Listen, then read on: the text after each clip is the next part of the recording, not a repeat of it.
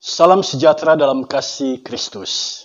Bapak Ibu Saudara sekalian, kali ini kita akan belajar dari Esra pasal 7 ayat 1 sampai ayat yang ke-10.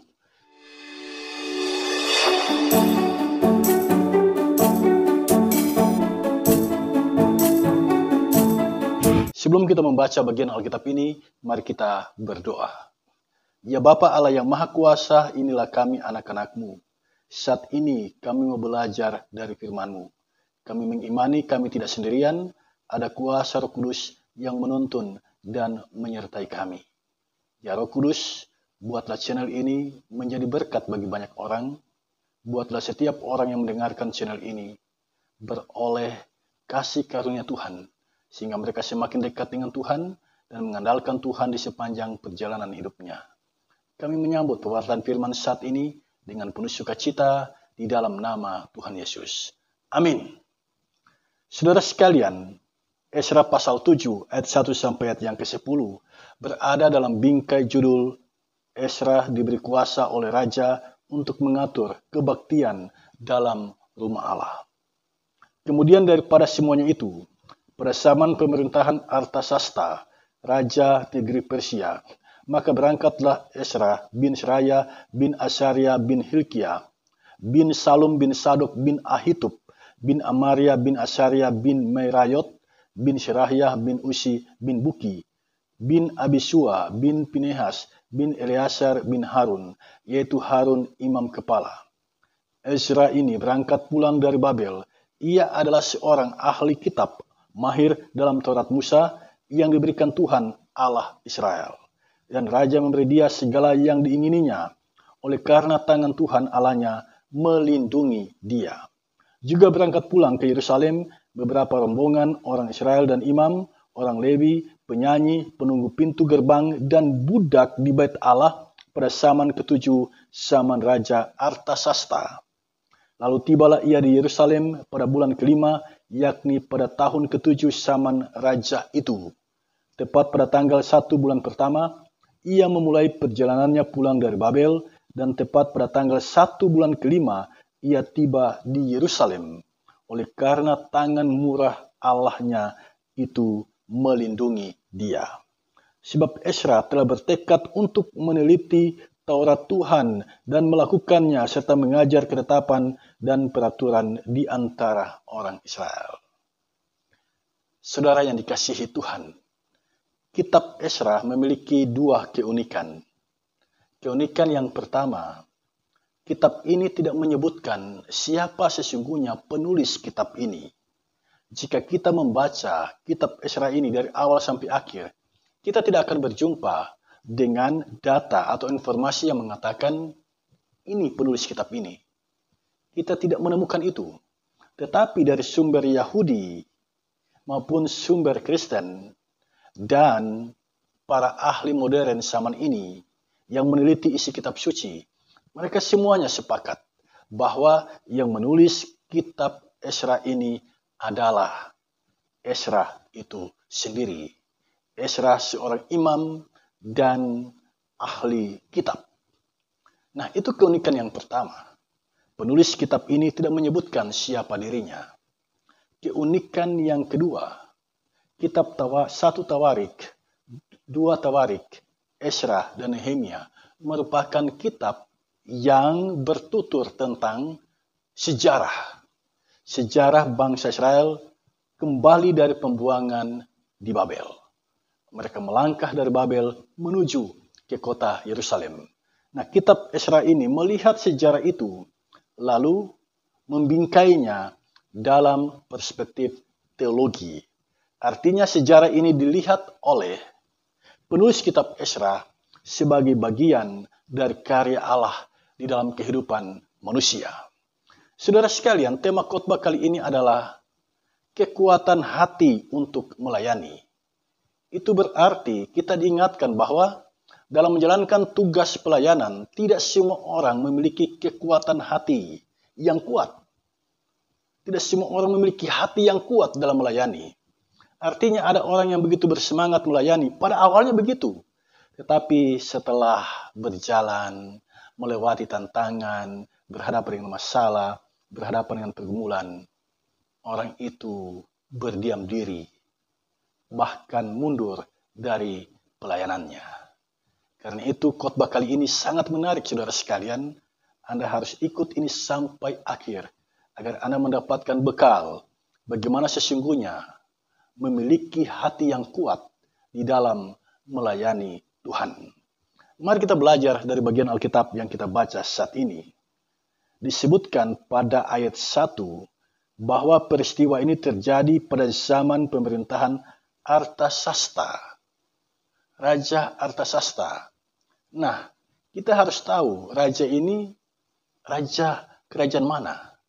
Kalau kita belajar sejarah, Raja Artasasta adalah raja kerajaan Persia.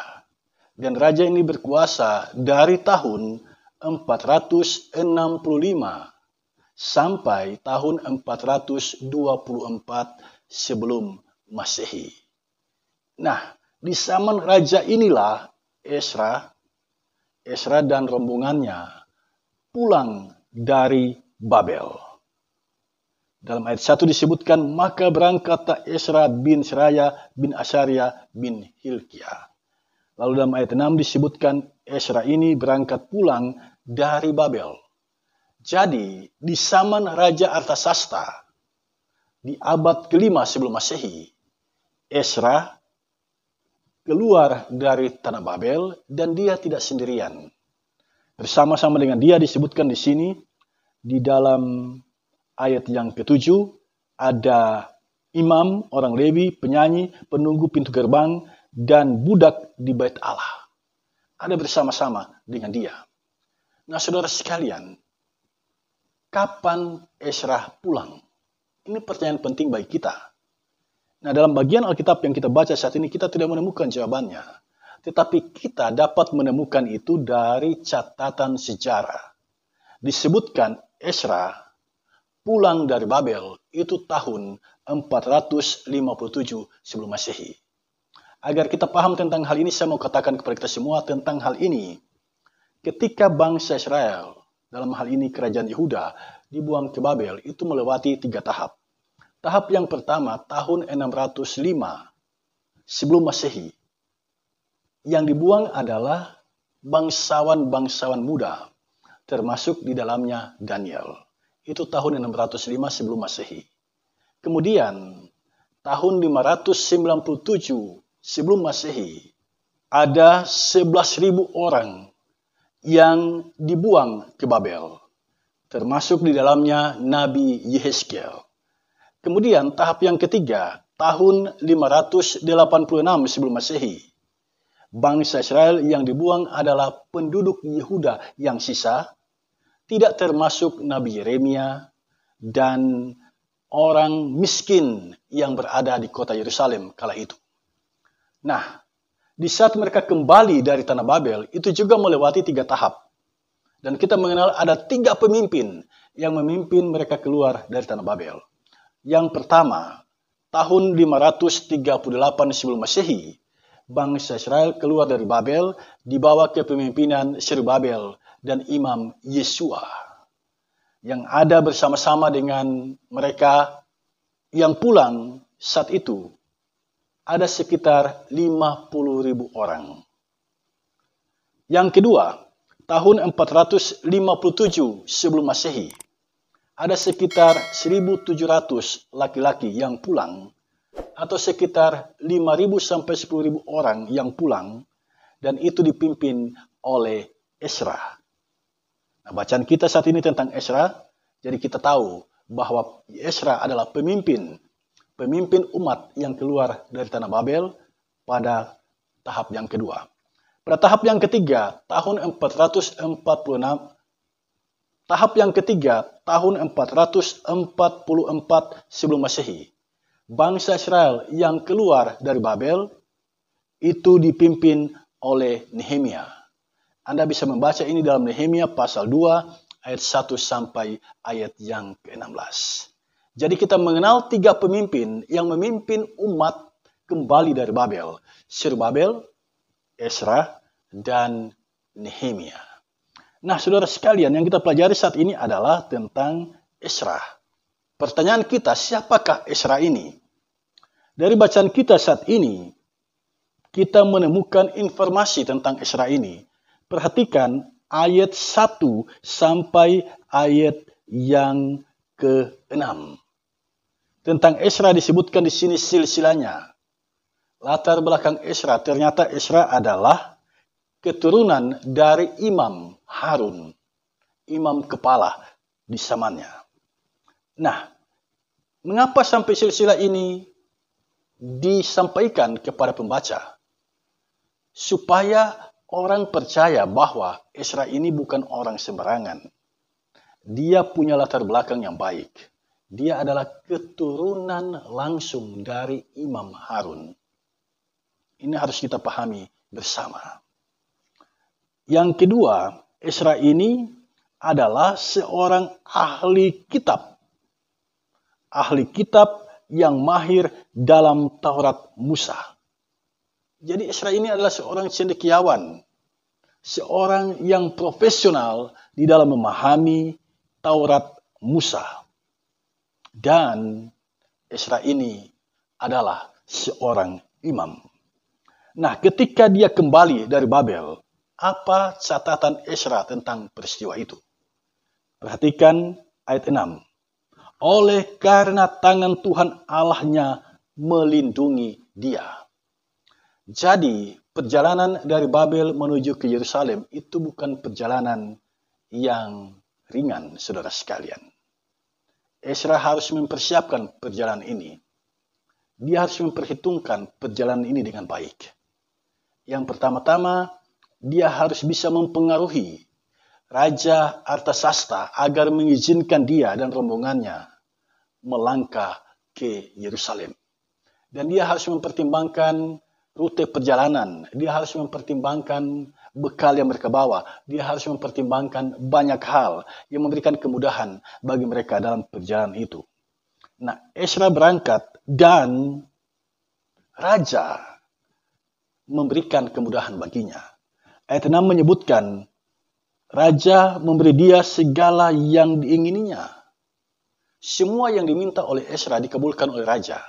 Seorang Raja yang menjajah bangsa Israel, yang menekan bangsa Israel, yang memperbudak bangsa Israel, berbelas kasihan, mengabulkan apa saja yang diminta oleh Ezra. Nah, di sini kita melihat kekuatan hati Ezra. Ezra berani berhadapan dengan raja. Dengan kekuatan intelektualitas yang dimiliki, dia berani berhadapan dengan raja, berbicara dengan raja, dan pada akhirnya dia mempengaruhi raja untuk mengizinkan mereka pulang. Saudara, ternyata di dalam sejarah hidup manusia, peran Tuhan itu tetap ada. Dan karena itulah Ezra mengatakan di sini, karena tangan Tuhan Allahnya melindungi dia. Sebab permohonan untuk kembali ke tanah air itu tidak selalu mendapatkan respek dari raja. Jadi sebenarnya Ezra bisa saja dibunuh jika raja tidak respek dengan permintaannya itu.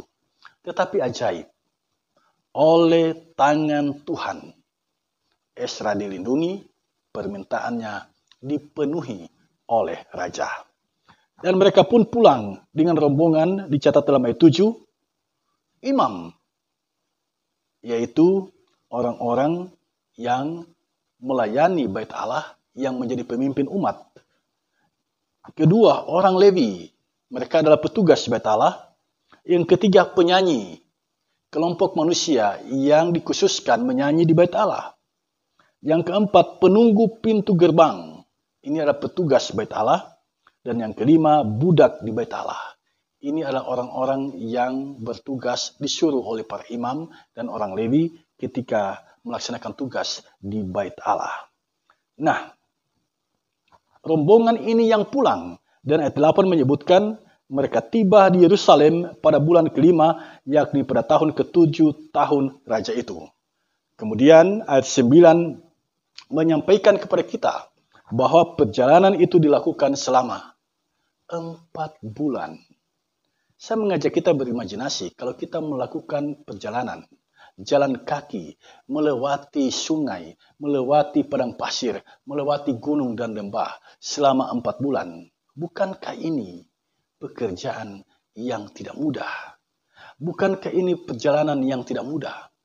Tetapi Ezra punya keberanian untuk memimpin umat melangkah di jalan itu.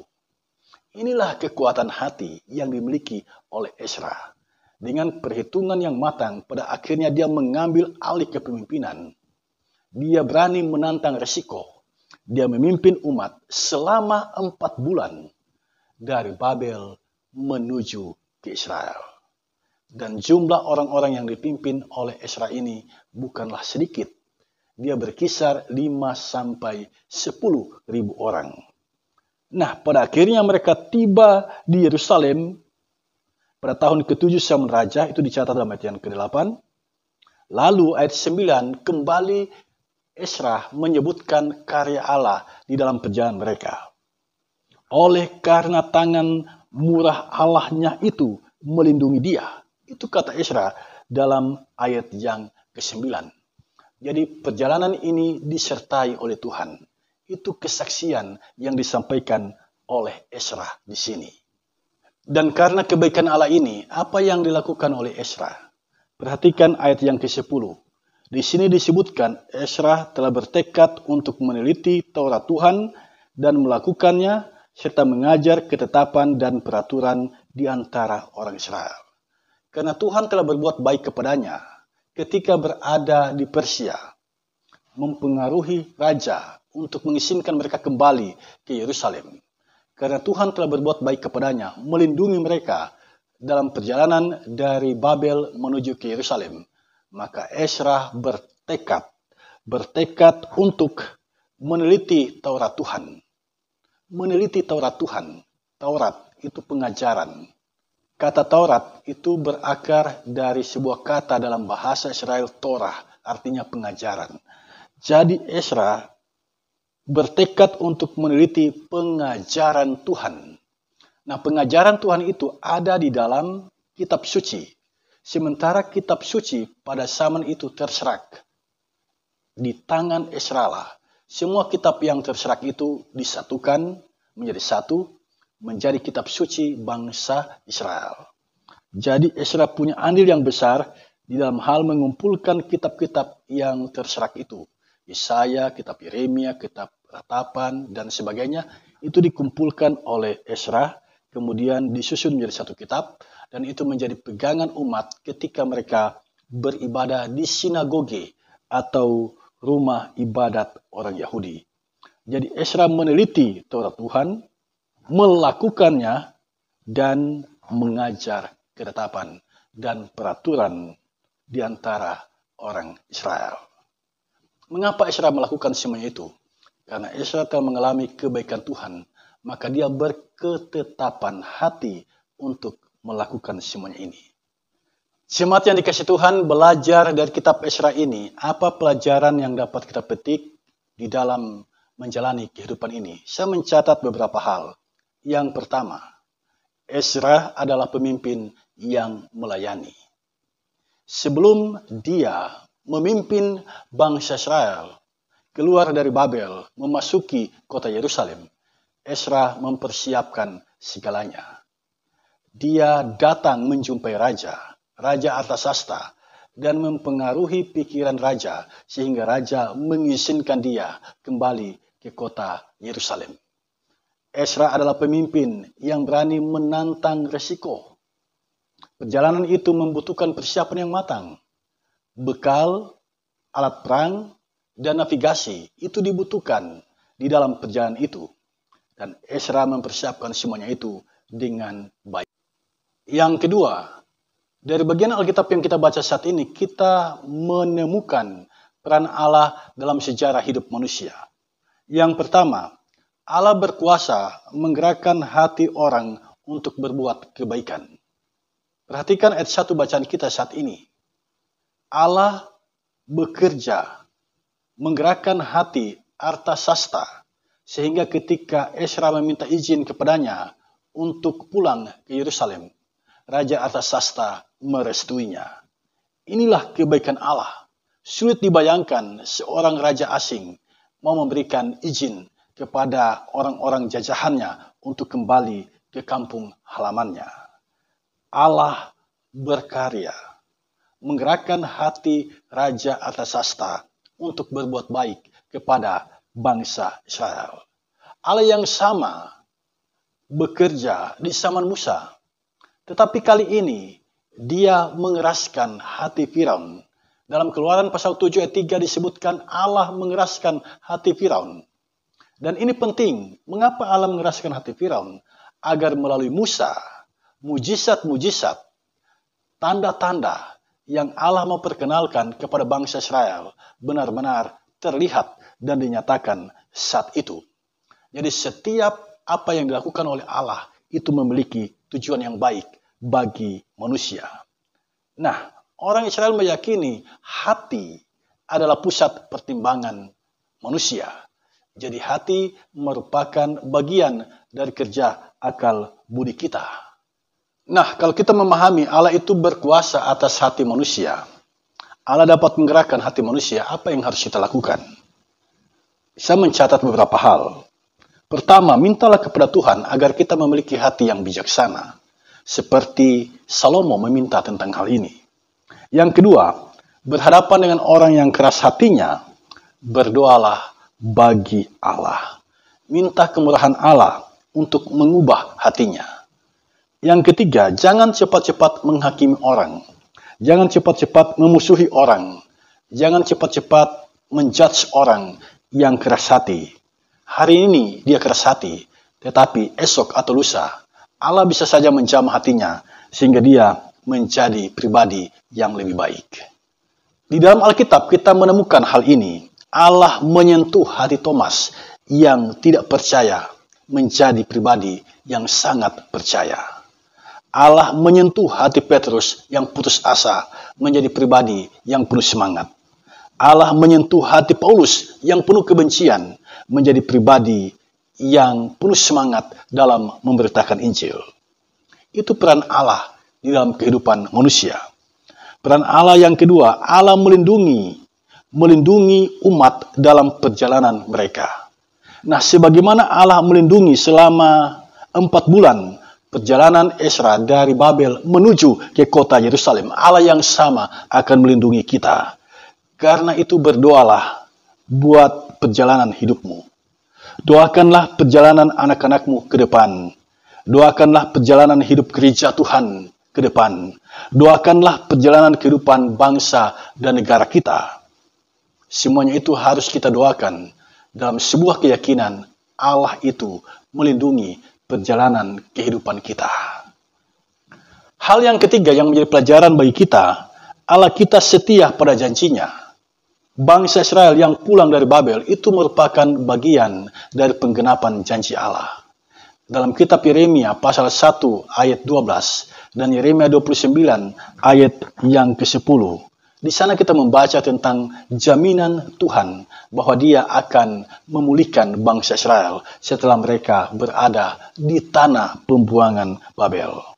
Jadi Allah kita adalah Allah yang menepati janjinya. Yang keempat, kita saat ini berada di Minggu Pentakosta dalam penghayatan karya Roh Kudus di dalam kehidupan manusia. Nah, dari bagian Alkitab yang kita baca saat ini, kita menemukan ternyata Allah itu berkarya dalam sejarah hidup manusia. Dia menggerakkan hati manusia. Dia berkuasa melindungi, menjaga manusia yang sedang berada dalam perjalanan. Percayakan hidupmu kepada Tuhan, perjalanan kehidupanmu hari ini dan hari-hari selanjutnya. Percayakanlah kepada Tuhan, karena hanya Dialah pelindung yang sejati di dalam hidupmu. Amin.